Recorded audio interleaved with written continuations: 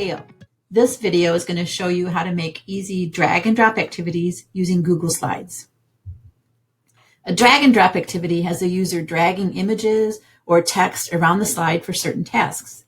So the task could be labeling parts of a flower or for counting objects. Just the sky's the limit. It's all about the background and the transparent images. The background stays put and then the user drags the images. Let me show you what I mean. So I'm going to open up a new Google slide.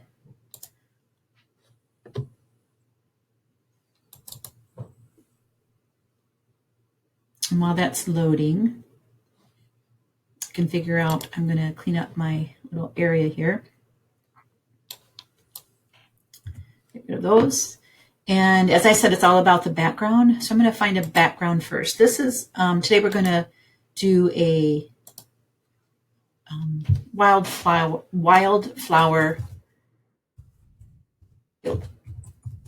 I'm going to look for one that's kind of bright colors and has the sky with it too. Kind of went by one. We'll do this one.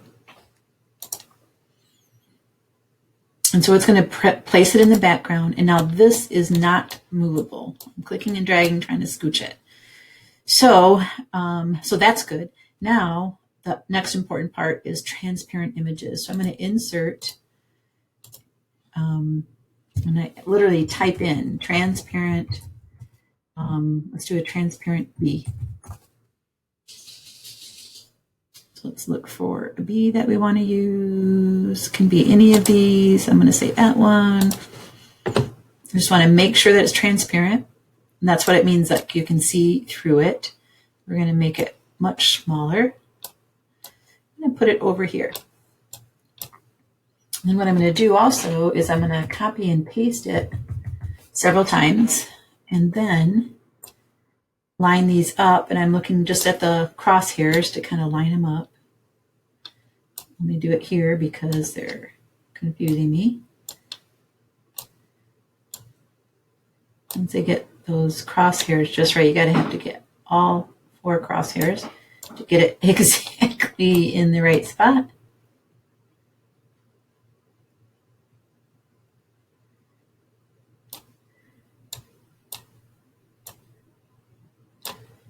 And you'll get the hang of it better than me.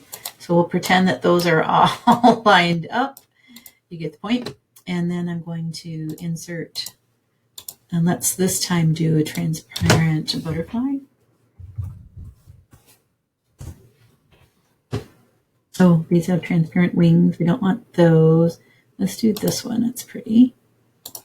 And again, we want to make sure that you can see through it.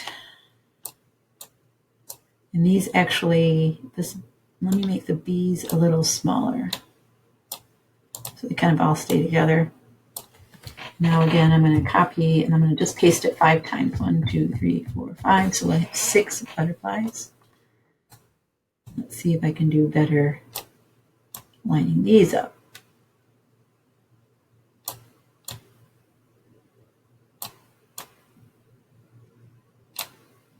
Are you guys holding your breath like I am? I kind of am.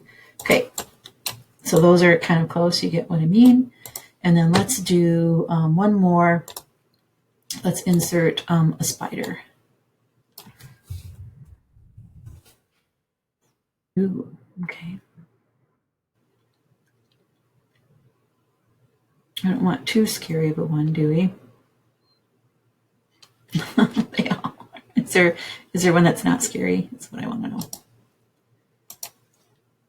Make sure it's transparent, and it is. Make it smaller. These, just for the sake of time and because spiders are gross, we're going to just make 4 of those. Gosh.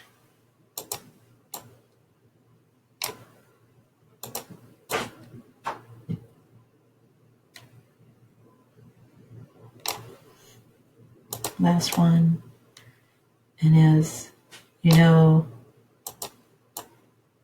it's going to be good enough. highlight all of them, kind of move them over. So now that we have these, the smaller sliders.